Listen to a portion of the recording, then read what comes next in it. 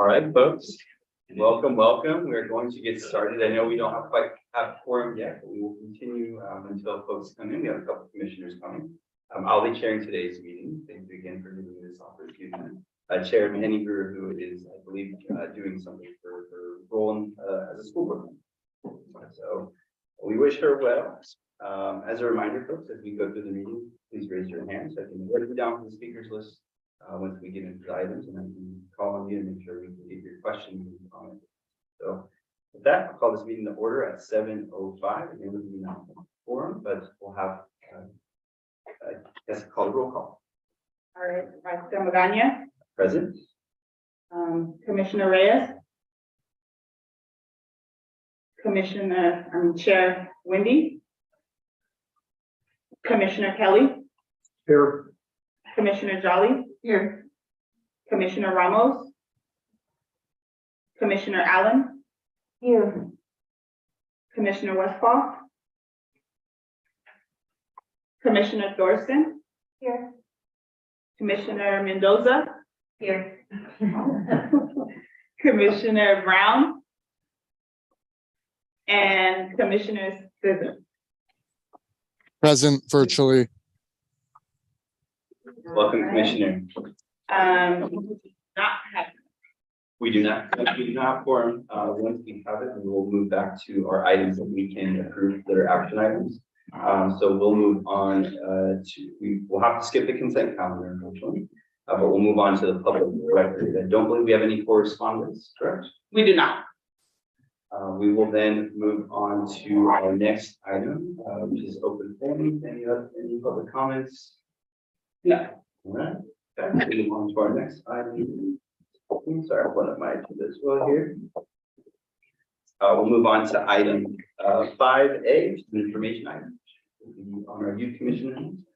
So today, Youth Commission does not have anything to report, so they will not be at today's meeting. Thank you for the update. We'll move on to item B, another information item. Stop this staff spotlight. Goodness gracious, regarding our Willow Glen Bridge. We have the branch manager Nancy Donnell to give us an update.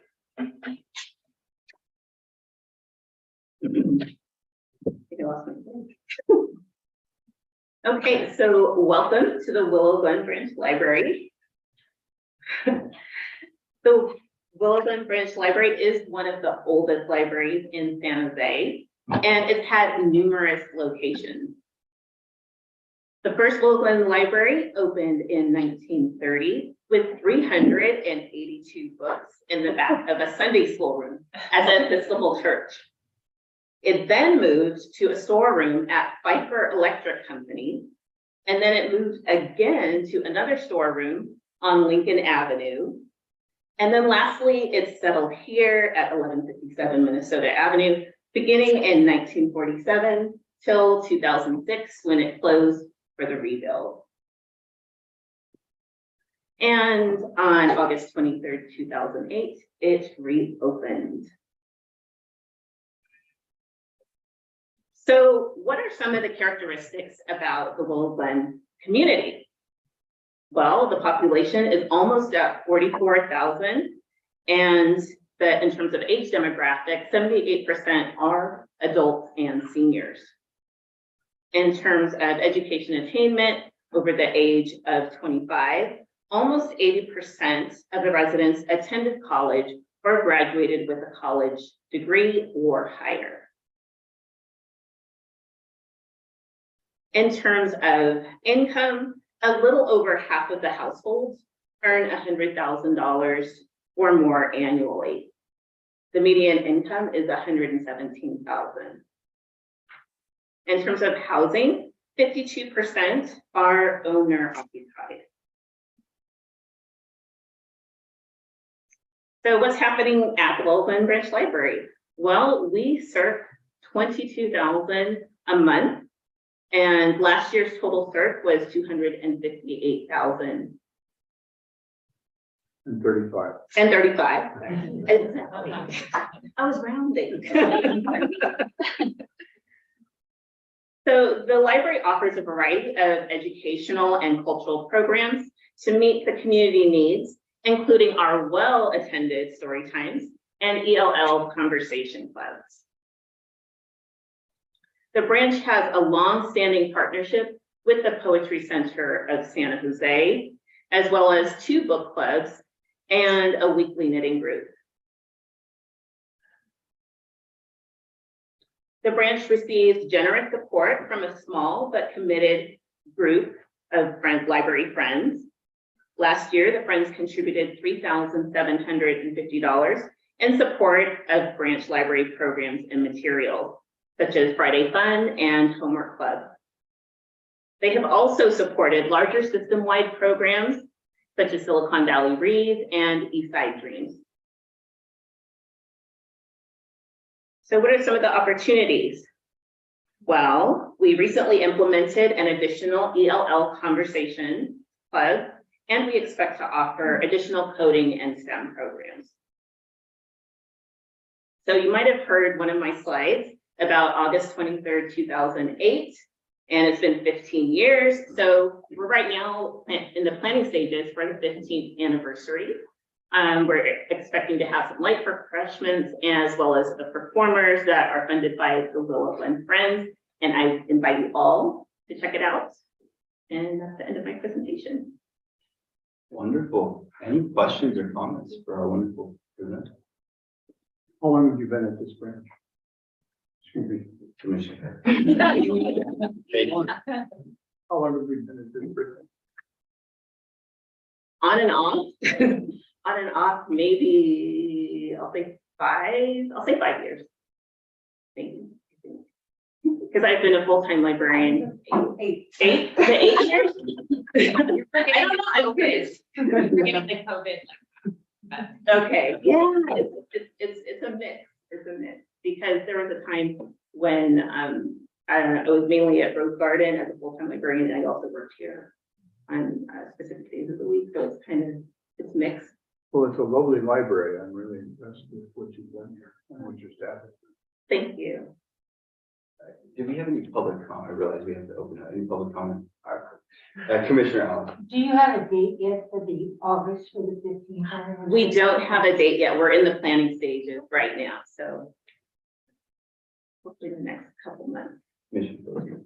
I'm curious if you've noticed any difference because the library hours were different before the pandemic to compare this to how they are now. So I think the library opens later on Mondays and Fridays in the afternoon. So I'm just wondering if you've noticed that difference.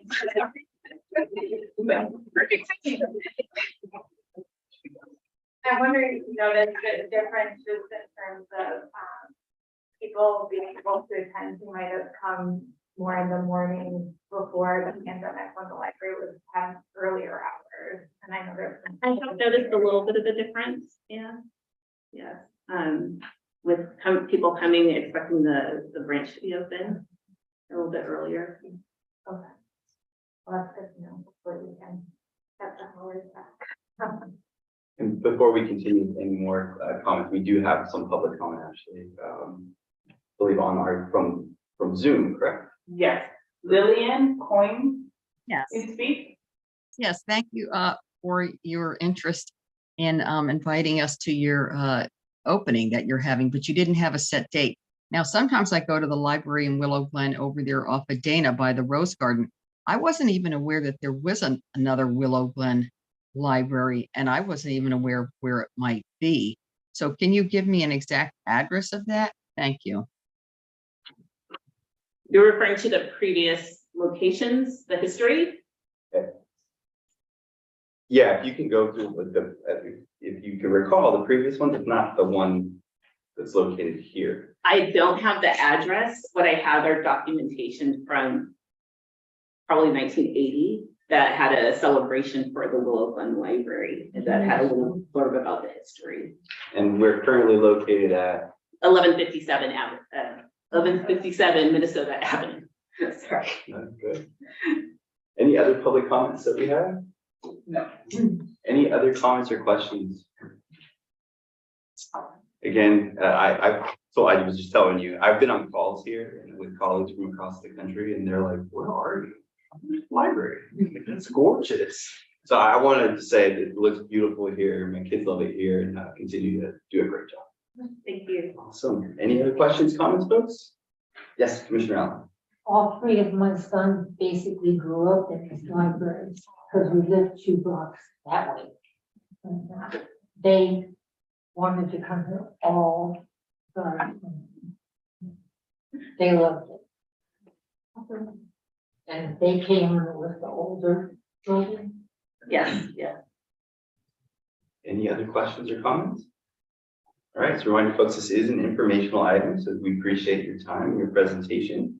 We'll move on to our next item, which is also an informational item.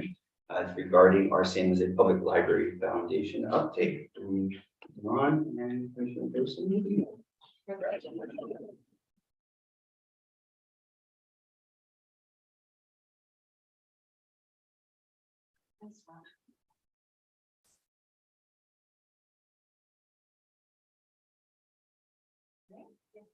Hello, everybody. We are here for the annual update about the Library Foundation for you as commissioners, and we do have a slide deck. Hillary and I will be kind of tag teaming back and forth. So I invite you to interrupt anytime if you have questions or further clarification about anything that we are going to be covering. Here we are. Just to remind you, our mission is to provide advocacy, financial support, and leadership both to the public libraries and also to education programs throughout San Jose in order to create that educated, empowered, and engaged community.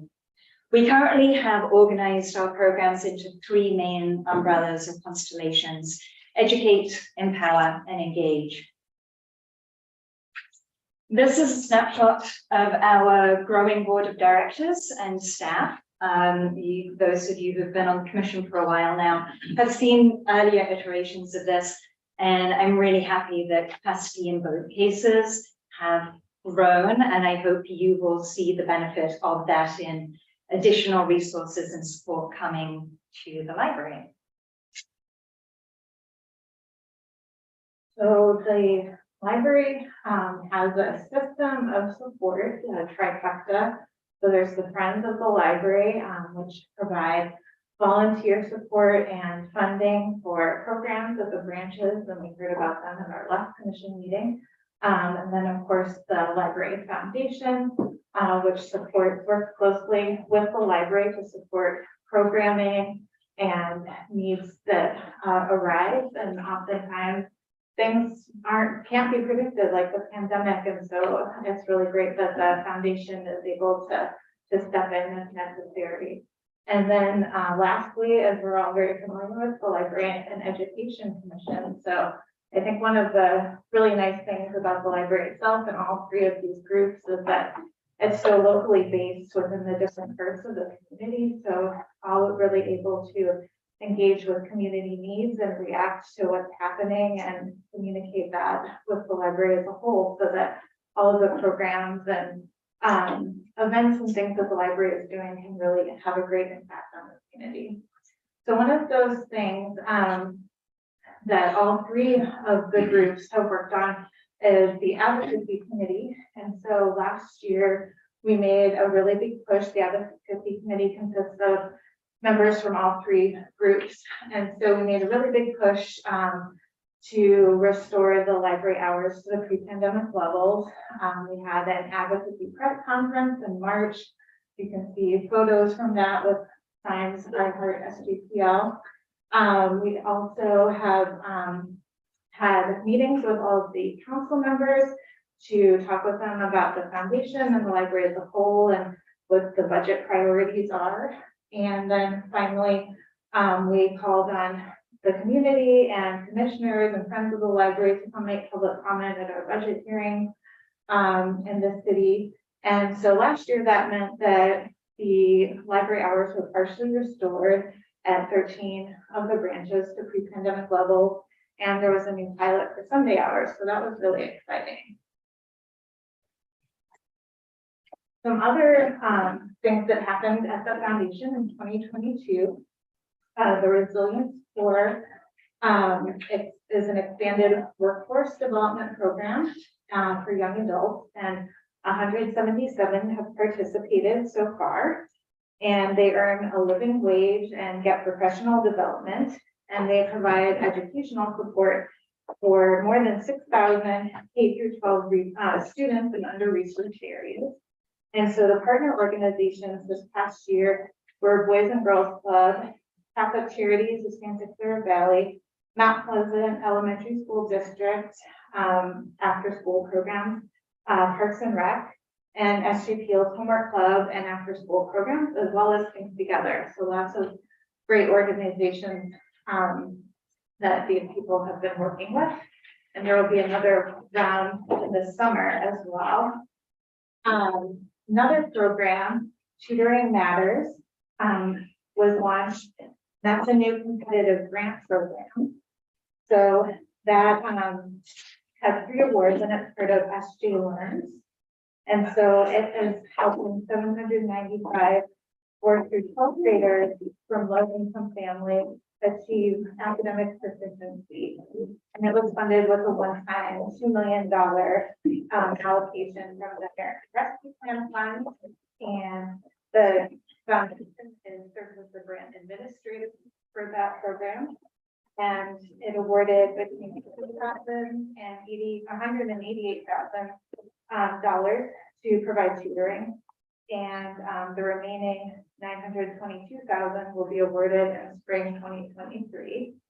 And we have a really great 2022 grant cohort, Alpha Public Schools, Elevate Tutoring, who's working with the Parks and Rec after school program.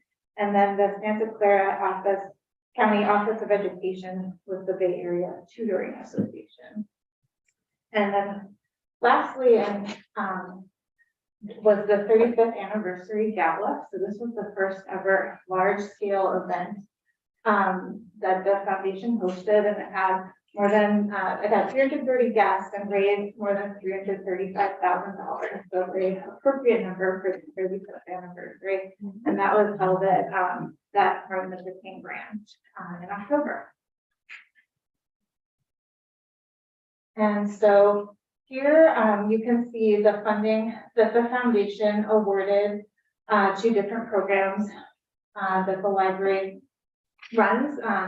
$205,000 for early education services, $362,600 for coding 5K challenge, which teaches kids, and there's a big focus on girls how to code, which is really great. SJ Access, which has been really important during the pandemic to get broadband access to families around San Jose. So that was $247,900. And then lastly, SJ Aspired, which was $2.8 million. And that program awards microgrants to high school students to help them when they reach community college or their 4-year degree.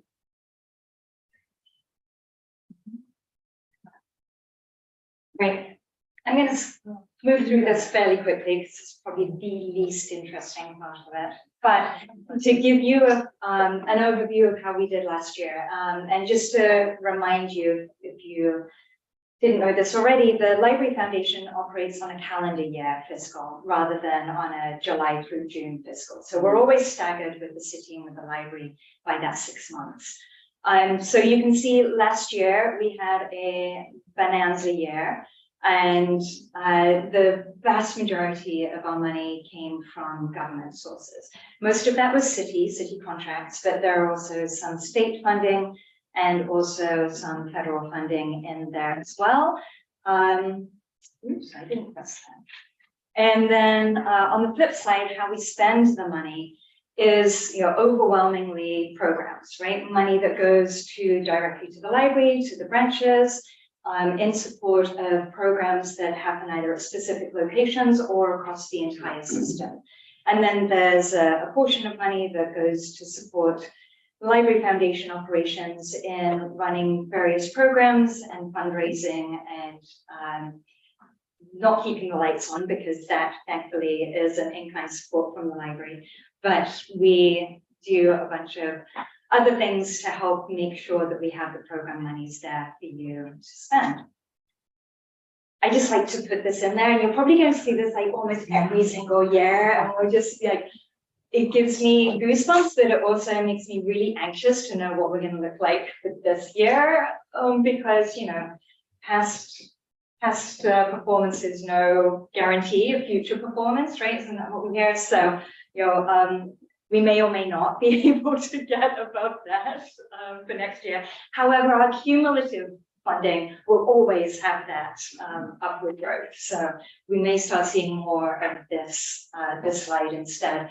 So as you can see, over the 36 years that we have been raising monies for the Library Foundation, for the library rather, we are now approaching nearly $45 million during that time. Now, you may be wondering, well, wait, but how can I support the Library Foundation and all of the things that it is doing? Well, especially the babies. I can tell, because look, active, how can I do? How can I help? There are umpteen ways you can help. And so any way you may have thought about in being able to support the library, we would be very happy to work with you in making sure whether it is your very first gift or whether it is a legacy gift or anything in between as well. And I also want to say that we do work quite closely with some of the Friends groups as well, especially those who don't have a 501c3 standing yet. We can receive funds on their behalf and make sure it's directed to their branch. We can also manage some of the more complex gifts that library users may want to give to benefit that particular branch. And the Friends aren't quite sure, well, what do I do with a stock gift or with a donation of lot or land, dare we say. So in that case, the Library Foundation can come in and we can bring our professional expertise in this area to be able to help that out, with the full intention that we all work together to support the library system as a whole. And I would be remiss if I didn't point out the numerous ways that you can stay in touch with us, including our electronic newsletter and all of these different social media acronyms. And I do want to also point out and take pride in the awards that we have won for our nonprofit management and our transparency in the work that we do. And so getting these 4 awards specifically, the bottom one, Best in America, is the hardest one to get. And so if you ever need to, and you only can fit one award sign logo on there, then that's the one to use. But I hope you are all as proud of the Library Foundation as we are in being able to do this work. That is it. Before we jump into questions or comments, do we have any public comment?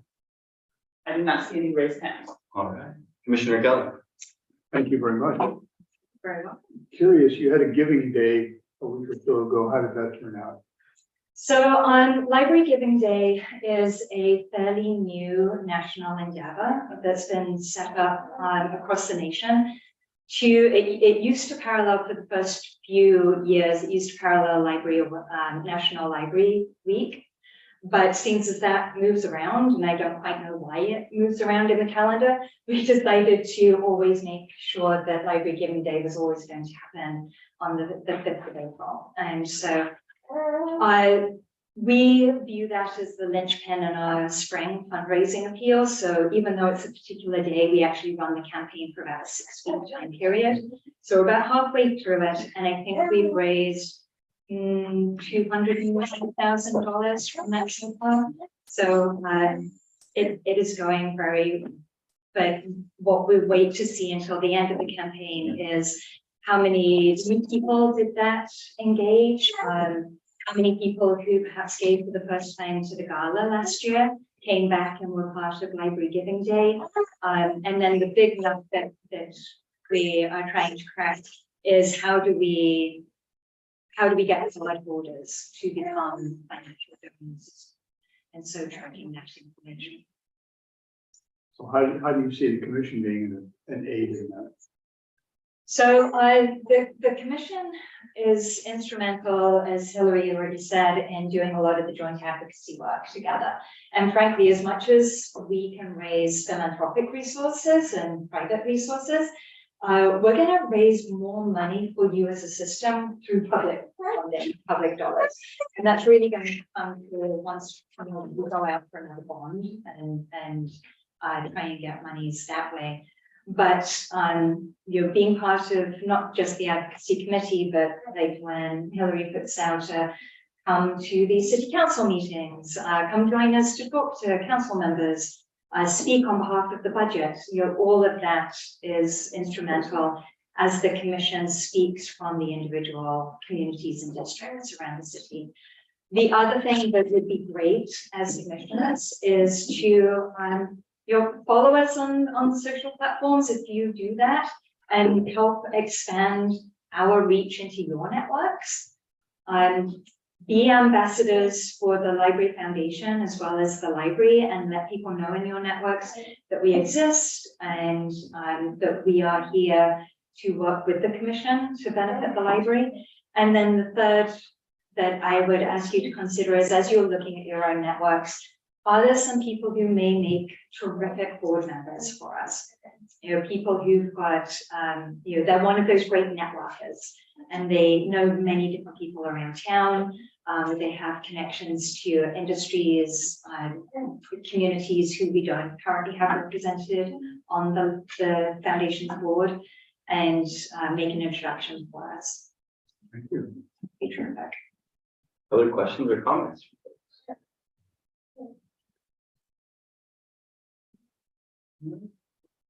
I always, again, you'll hear this from me a lot. I've worked in nonprofits and foundation where when people talk to me about education foundations, I'm like, go check out the San Jose Public Library Foundation. I really mean it. Tell folks, go check them out, check out their great growth, great advocacy, and doing great work. So keep up the great work. Not hearing as many other public library foundations doing as much, not hating on them, promise. But want to say great job for everything that y'all are doing. And thank you, Commissioner Thorson, for all your advocacy on with that relationship with the foundation as well. Other questions or comments?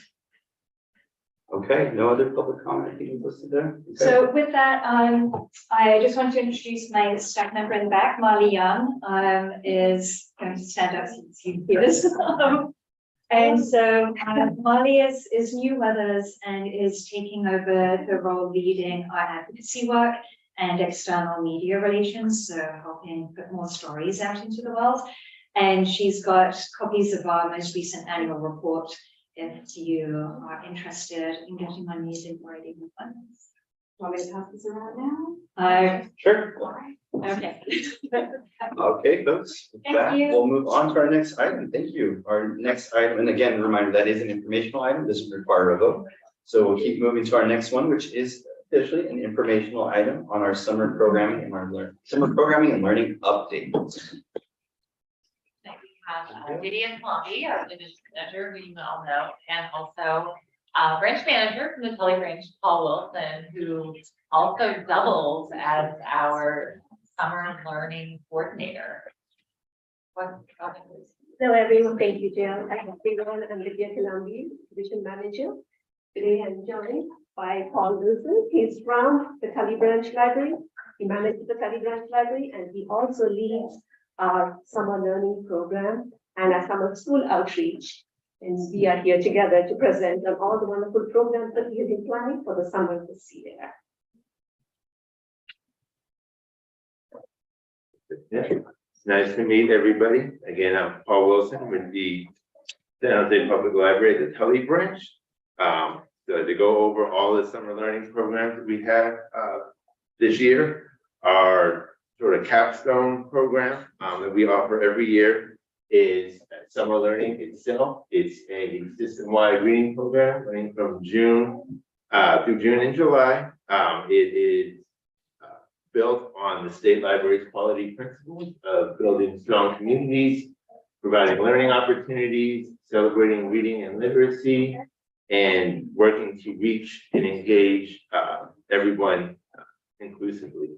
The program, as in years past, is set up into 5 different age groups. and it allows both virtual and paper tracking with our Beanstack sort of data aggregator and collector. It's proved very popular over the last few years. The goals are pretty much unchanged from years past. It's 8 books or 8 hours of reading. This year, we decided to do something a little different and offer reader's choice to make it more inclusive to readers who may be reading below grade level or developmentally disabled or otherwise may find reading 8 hours a little bit too demanding or too intimidating. So readers in the age group, readers and preteens, all the way to adults can pick when they sign up on Beanstack whether or not they want to log 8 hours or 8 books for the entire summer. As part of the program, we are offering both giveaway and grand prizes this year. Our giveaway prizes will be 1 book and their choice of one of 3 or 4 sign-up prizes that will be available at every branch. It's basically you come in and just say you signed up for the program, right at the main information desk, we'll have all these giveaway prizes available for you. Once you complete the main reading goal of 8 books in 8 hours, you get signed up via Beanstack to be a part of the grand prize drawing at the end of the program. The initial entry you get is for 8 hours or 8 books, but it increases up to 8 in increments of 8 up to 64. So the more you read, the more chances you have of winning the grand prize at the end of the program. Grand prizes are offered at every branch. It's per age group. At every branch, so it'll be 125 total grand prizes. And we run the drawing at the end of the program in August. Our outreach will begin in a couple of weeks. And it includes outreach to citywide agencies and centers, including Park and Recs, schools and local education partners, community partners, cultural centers, our bridge libraries that we partner with, as well as childcare and daycare centers. So that's the main summer learning program that we offer, but other programs include some school outreach this summer, and this is our take, new sort of twist on our summer food program. Instead of bringing lunch to the library as we have in years past, we are taking the library to summer lunch sites. So we're offering basically pop-up libraries and sort of outreach at community lunch sites. Typically, that'll be schools in the community that are nearby the branches here that will be providing the service. So these branches, there are 13 in all in the system that will be offering this service. Many of them are branches that have offered summer food in the past. They serve underserved communities. We wanted to keep it going that way. We also this year added 2 other branches, Vineland and West Valley, to make it a citywide effort. So from June 12th to July 31st, this program will have librarians go to school or community sites that are offering summer lunch and do either programs or story times or giveaways that include giveaways as well, signing people up for summer learning, telling them about all the other summer programs that are going on in the library. Each visit will provide both book giveaways and sort of little grab and go craft kit that we will provide.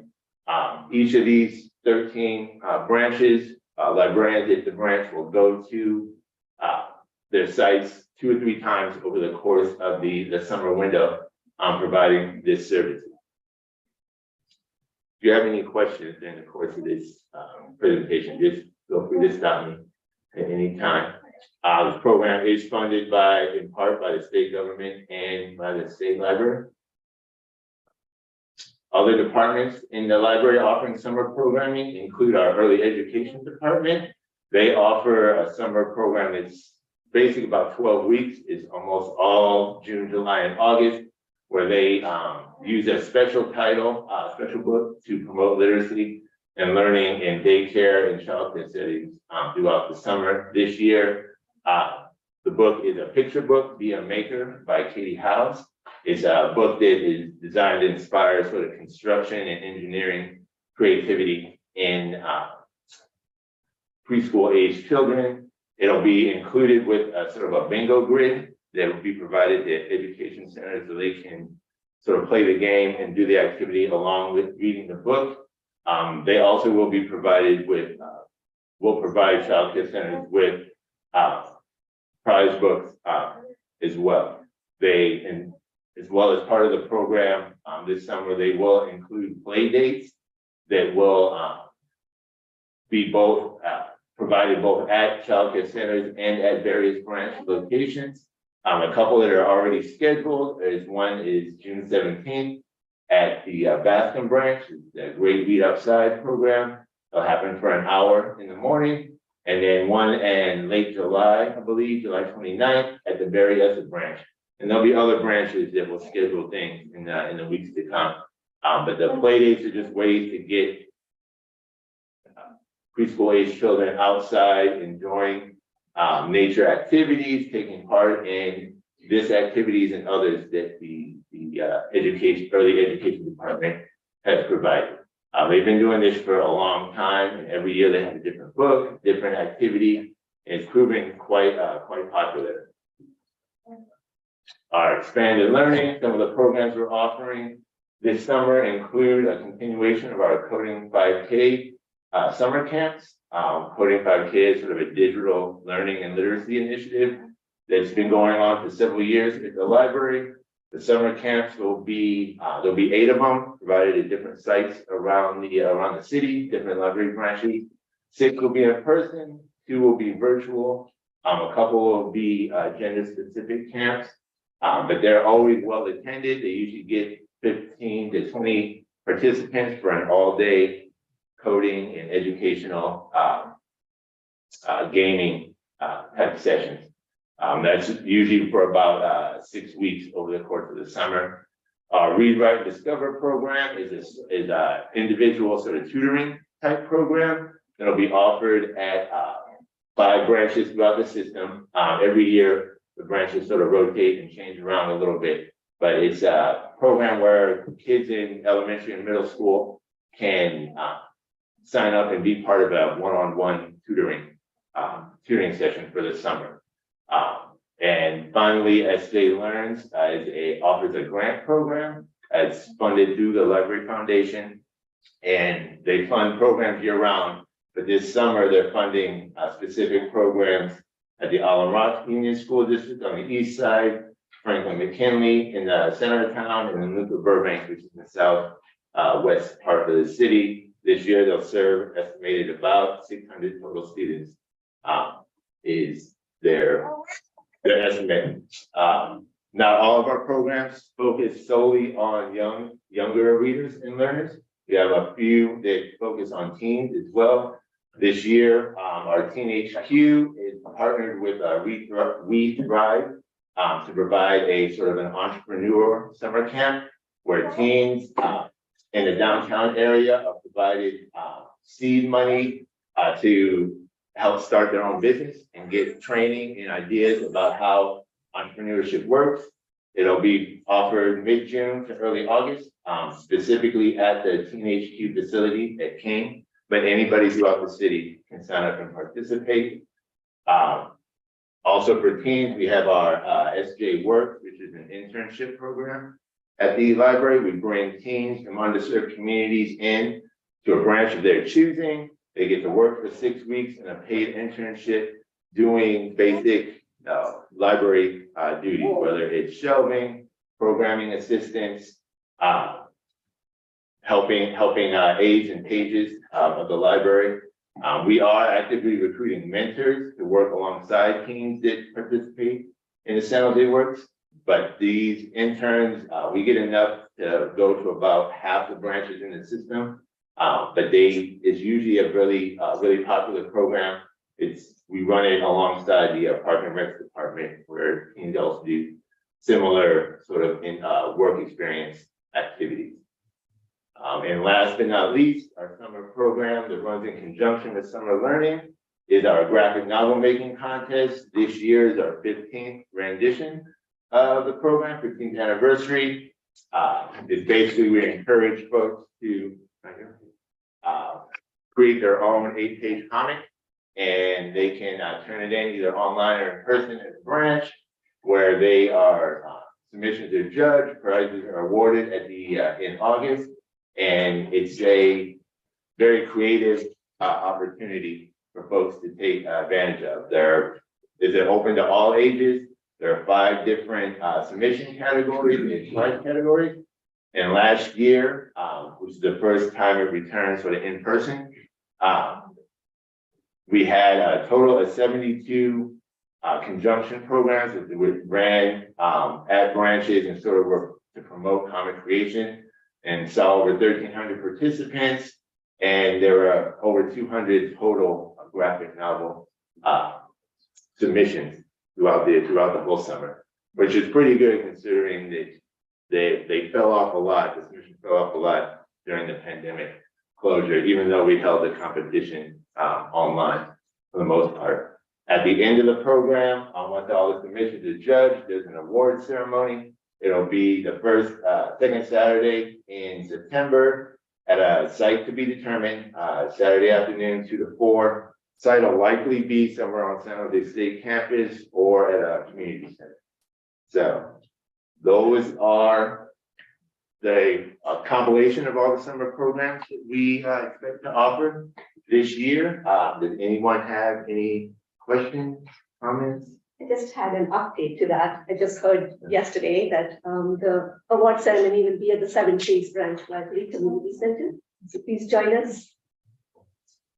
Questions? Yeah, Commissioner Kelly.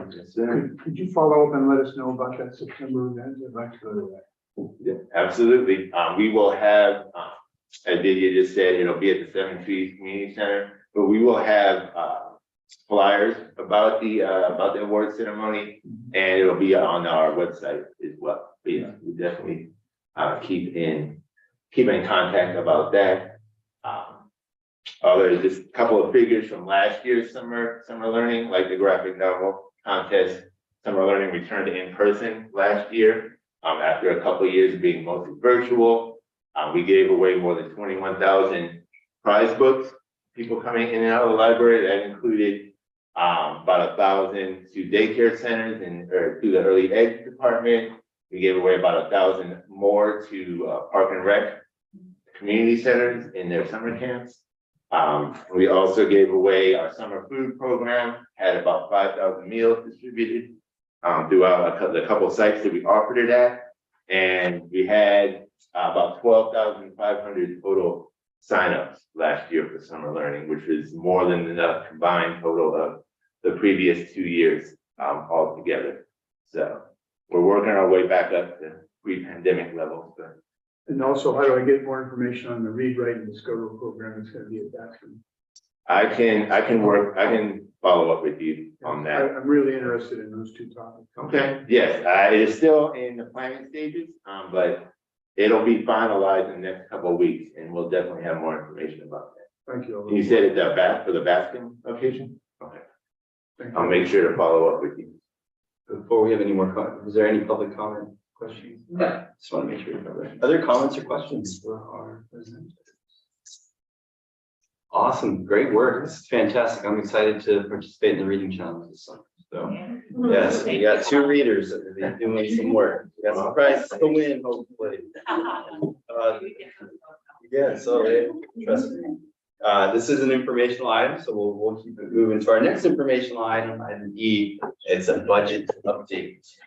And so you all know what we'll do. We'll go through this and we'll go back to the action item now that we have quorum. Vote on that and then keep it.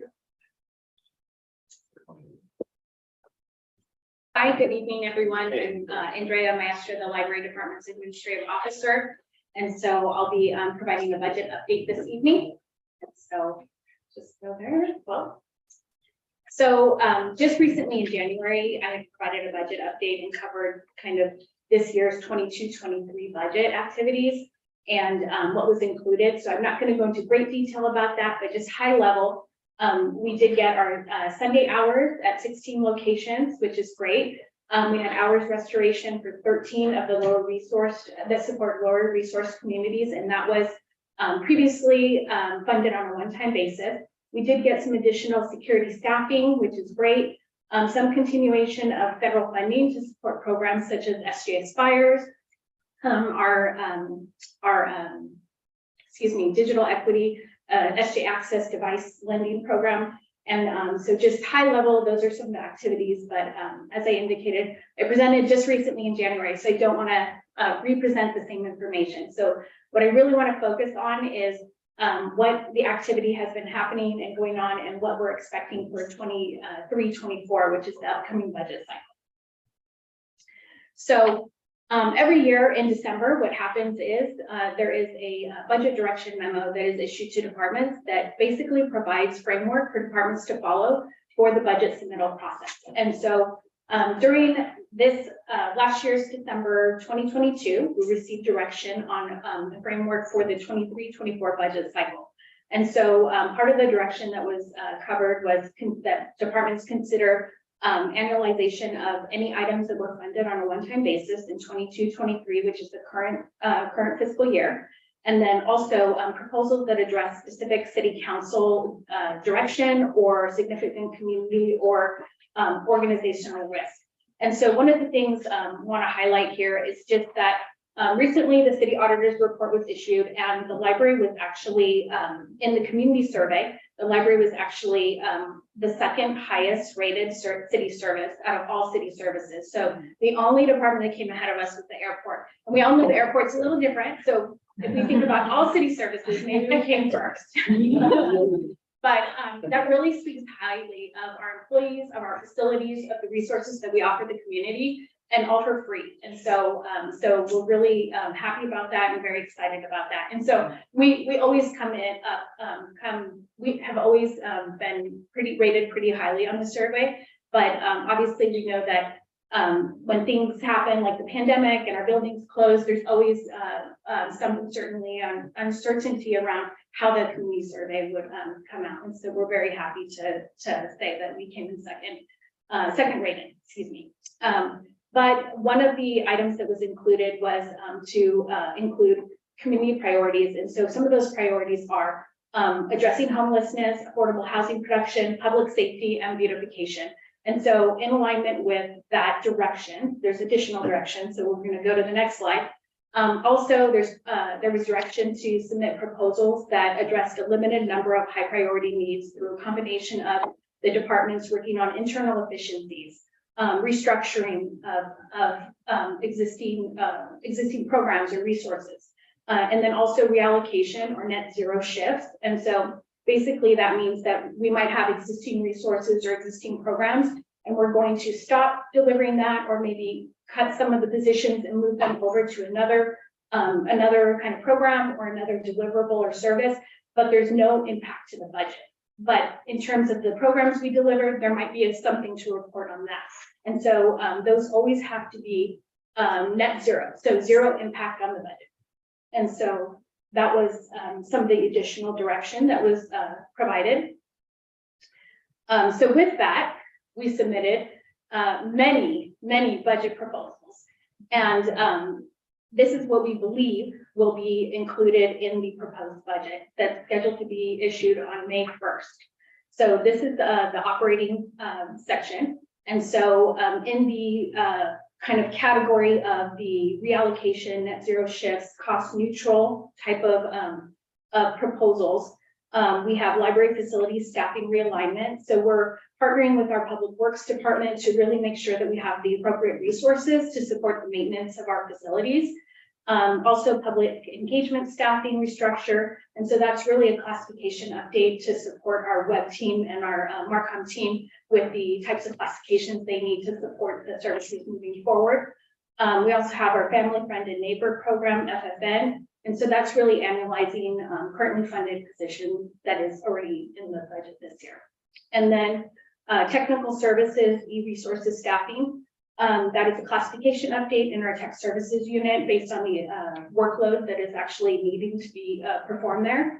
And then priority community and educational programming efforts. So that's an annualization of positions and system programs. And so those are all net zero. There's no impact to the budget. It's really, we still have to write about it. Still, if it's included, which we expect it to be included in the proposed budget, they'll all be written up and included in our department. So next, we also expect that these will be included in the budget, and these are to address specific city council direction, significant community or organizational risk. And so one of those is annualization of our Sunday hours at the 16 locations. So the current budget had it had the hours on a one-time basis and needing to find funding for the positions on an ongoing basis. So that is something that we believe will be included in the budget, and that includes 23.2 FTE, which is equivalent to 34 positions. Uh-oh, battery low.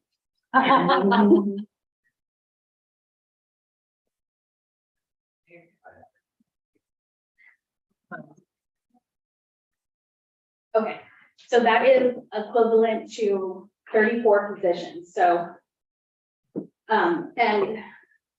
then we also expect to have some additional security staffing. So that would be 4 additional positions.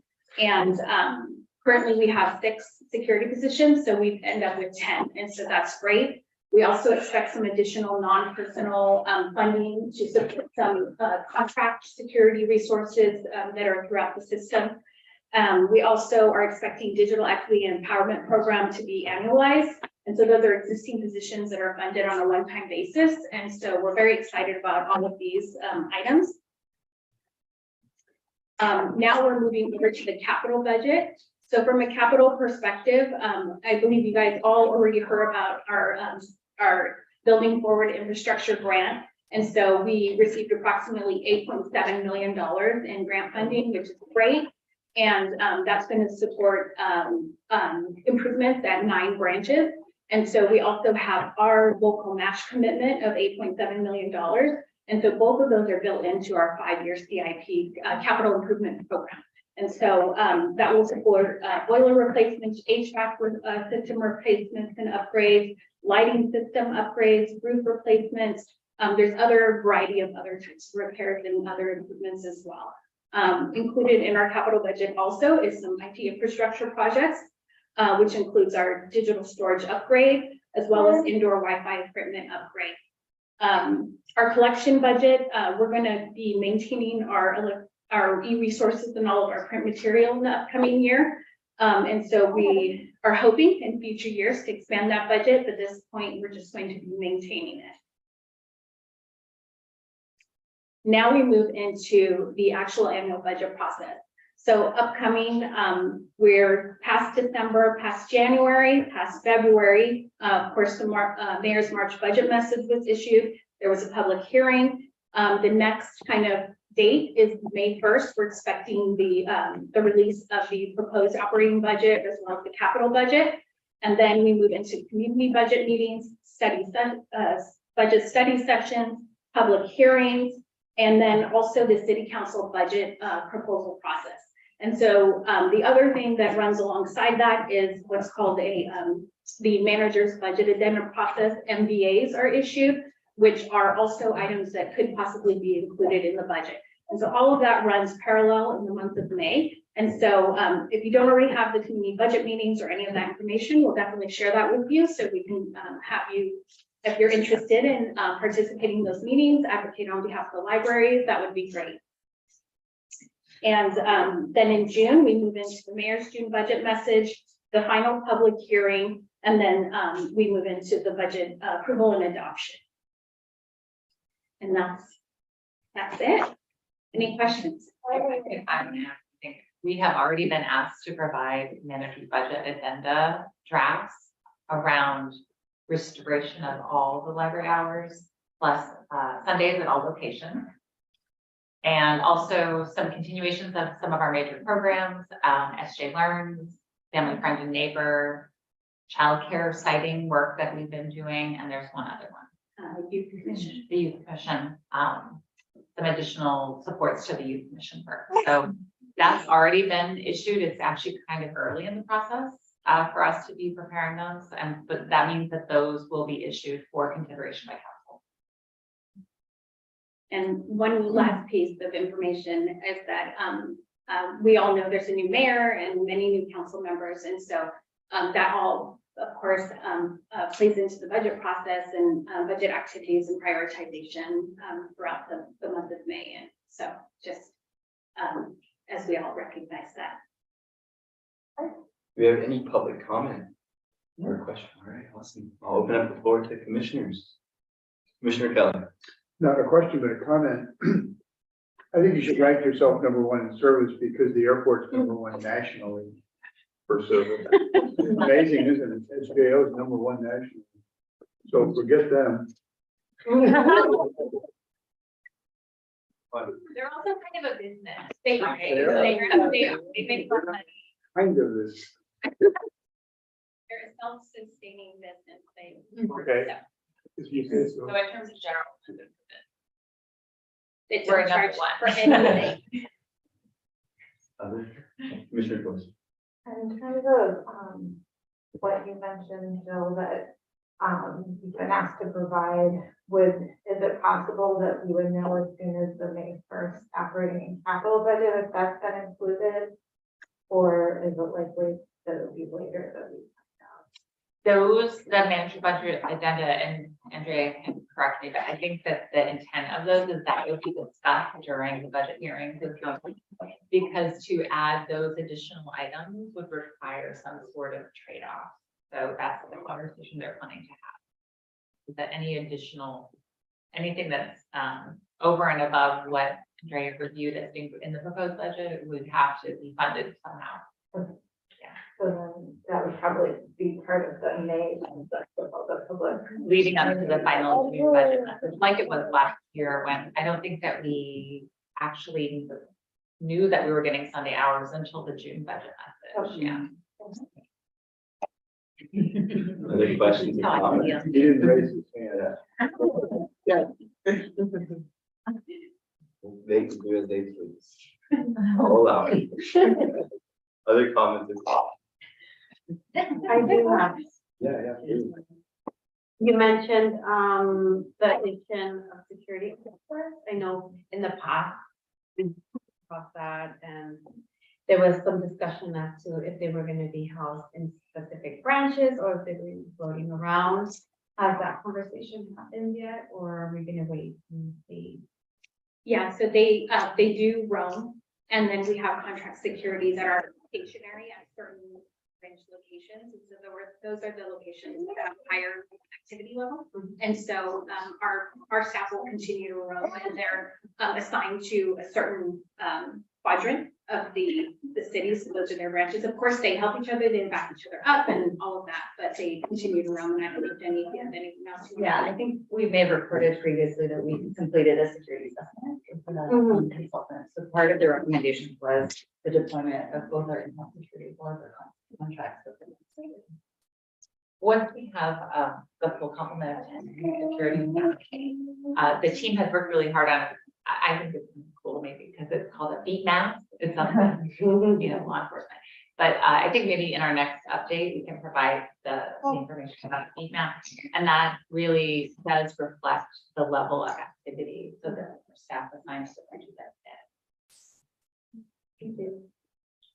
Other questions? or comments? Thank you so much for the thorough presentation. We appreciate your time. Again, folks, this is an informational item.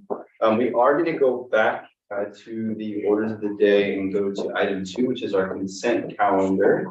As noted in the consent calendar, we have 2 items, which is the approval of this agenda / the approval of the minutes of our last meeting on March 15th. I'm going to recommend that we make a motion to approve items A and B. Do I have a motion? Commissioner Allen? Move the consent calendar. Do we have a second? Commissioner Jolly seconds. Any questions or discussion? Seeing none, all those in favor, please say aye. Any opposed? Any abstaining? Motion passes. Thanks, folks. We'll move on back into the order of the day. We'll go to council liaison announcements. Trustee Martinez, a representative for Councilmember Tolbert. Hello, this is short. So we did, saw the Leaders in Libraries blog came out, the series. We appreciate that given the opportunity to share his, why he does the library and how the library shaped his life. He really enjoyed it and he even shared it in all his social medias. And then he does appreciate, he's looking forward to the April 25th, where he was gonna give a proclamation for the National Library Workers' Day. Looking forward to that. Thank you, Elizabeth, for helping on that. And lastly, yeah, we continue to promote all the libraries programs in our newsletters every month. So we'll continue to do that throughout each month. And that's about it. Any questions for our councilmember Reason? Thank you for taking the time to be here with us and everything the council member reduced. Appreciate it. All right, move on to chairs announcements. I didn't get anything from her. I just, as a point of personal privilege, I want to say thank you for bringing the extra. She wants to know why she doesn't have a nameplate. Same question. We'll move on to directors. Okay, great. So, we have 3 major celebrations happening this month. This week, we're celebrating National Volunteer Week, which is April 16th to 22nd, which is an annual celebration that recognizes the important contributions of our volunteers, both in our community and in our libraries. And you heard more about this last month from our volunteer coordinator, Jason. Last year alone, the library engaged more than 1,200 volunteers who contributed more than 27,600 hours of service and helped nearly 3,000 people improve their English, read to almost 500 children, and assist more than 700 people with computer questions and much more. So this year we're celebrating our volunteers. Next week is National Library Week, which is April 23rd to 29th. And during that time, we celebrate our nation's libraries, library worker contributions, and promoting library use and support. This year's theme, as selected by the American Library Association, is There's More to the Story, which is the hook to illustrate the fact that in addition to books, libraries offer so much more, which I think is an understatement in our library. But that's really exciting. And as Diego just said, we're very thankful that Councilmember Torres will be presenting accommodations to the library next week at the council meeting. So Tuesday, April 25th, if any commissioners are interested in attending, please let us know and we will welcome you to join us for that. And then also on Tuesday, the 25th, it's National Library Worker Day, which is super fun. We will have celebrations by sharing a series of social media posts and featuring our staff, plus inviting the public to pick up a free Right to Library tour at any library location. And then we have one more bonus program. I can't believe I'm going to say this. You may be a poet and not even know it. Whether you like writing rhymes, composing couplets, or scrawling sonnets, or penning poems, you can enter the San Jose Public Library's 3rd annual Spring into Poetry contest for a chance to win a prize. Thank you, Elizabeth. Contest has 5 different age categories, and the 1st through 3rd place contest winners in each age category will actually win a prize bundle that will include books and a gift card. Your work will also be featured in our special collection hosted by our library short edition portal online and our short edition dispensers in 2 of our branches. The contest will close on Sunday, April 30th. So give it a poet try.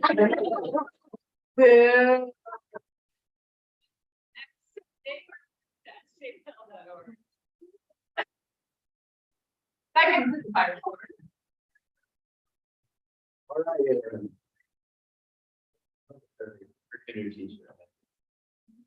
Commissioner Kelly, oh, sorry. I'm reporting from the 5th grade. Okay. You're a poet, your feet show it, they're Longfellows. They are. No, not you. Commissioner It's the Johnson. same. I just have a question. Does the library do anything or aware of anything that will be happening for National Autism Month for the month of April? We have inclusive programming, but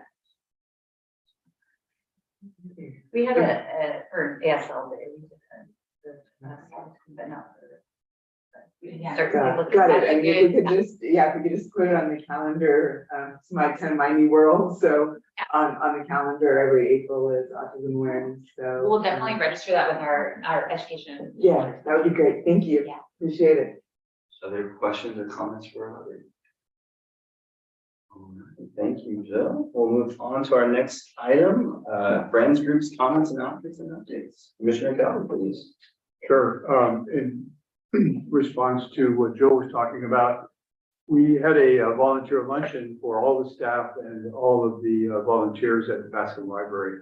They got a complete lunch and it lasted for 3 days. So congratulations to the volunteers and the friends from Bascom Library. We also celebrated the Bascom Volunteer of the Year, Brian Finerty, who's for almost 10 years has done a remarkable job working for the library. He suffered some severe health problems, but he's back in full swing right now.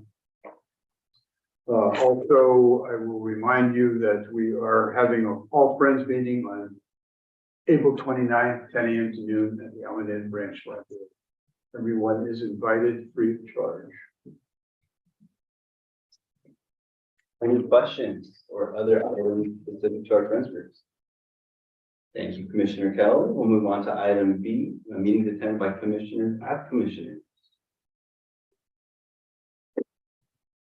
I have been speaking with the D10 office regarding the D10 commissioner's vacancy, so hoping to try and help to get somebody to be a commissioner for that. Jane and I have been working on the All Friends meeting for April 29th and some other issues in the Friends groups. And along with a couple of other people, I attended the District 9 Mayor Budget meeting. I'll go real quick. I guess I was in my capacity as a commissioner. There's a dad taking kids to story time. Best of both worlds. Shout out to the friends group of the Rose Garden Library. My kids love Happy Hollow. They love the library. Happy Hollow brought animals to the library. It was amazing. Yeah, there was a hedgehog, there was a snake, and my baby actually touched a Madagascar hissing cockroach. Yeah. It was amazing. Thank you again to the staff. It was very welcoming. My kids are so excited. So I had a lot of fun doing that. And, look forward to future events there. Bunnies of Berryessa. I did not go to Bunnies of Berryessa, but my neighbor who I talked to at the playground did because I talked to him. Oh, yes. Other meetings attended by commissioners. Right. San Jose Public Library Foundation Board. No self-presentation. So the update for this month is that council approved the transfer of the Digital Inclusion Fund grant to be administered by the foundation. So that, along with SD Learns and Tutoring Matters, are 3 competitive grants that the foundation administers on behalf of the city. And the Digital Inclusion Fund grant, Digital Inclusion Fund awards grants to nonprofits for home broadband connectivity, digital literacy, and computer access in unconnected or underconnected households in San Jose. And there is a couple really fun events coming up. The one coming up the soonest is the Empower, Educate, Engage, part of series number 2, part of the Learn More series on Sunday, May 21st. So that's going to be focused on educate and have an emphasis on Asian American and Pacific Island heritage, and have a special guest, Dorcas Chang Tozen, who is the author of Social Justice for the Sense of the Soul, which is coming out in June.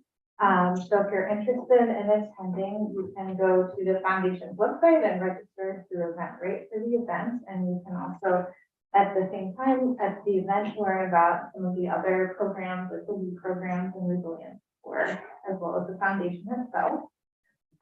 So hopefully we'll see you there. And then another really fun event that's coming up is in June, June 10th at the Children's Museum in San Jose Family Literacy Festival with Christy Yamaguchi.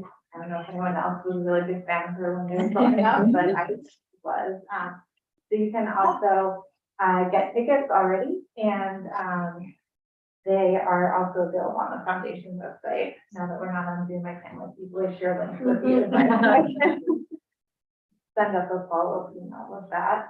And then lastly, the advocacy committee, I think only has one more council member. No, they're done, okay. Every council member has been met with, which is great, so, that's good news. We're ahead of our push for the budget, so, as we learned recently, there will be a few community budget hearings in May. We don't have the exact dates, but then also some public hearings. So May there'll be a big push where we can come in and speak on behalf of the library and what we'd like to support. So we'll definitely make sure to get the word out. Sometimes hopefully we'll have some advance notice about the dates of that. So stay tuned for a month. Thank you for the update, Commissioner Thorson. Any questions or comments for Commissioner Thorson? Yeah, Commissioner Kelly. Important individual differences in preparing. She's got a telephone, she's reading all of her stuff. Beauty of technology. Technology. All right, we'll move on to information and upcoming opportunities for commission participation. Let's take a look at the program calendar at sjpl.org. Any items for future commission meeting agendas? None. All right, folks, thanks again for everything. As a reminder, our next meeting will take place May 17th at MLK Library, again on the 3rd floor at SJPL Works. That concludes our meeting. We'll adjourn this meeting at 8:16. Thank you everyone for being here and for all you do. Safe travels, everybody.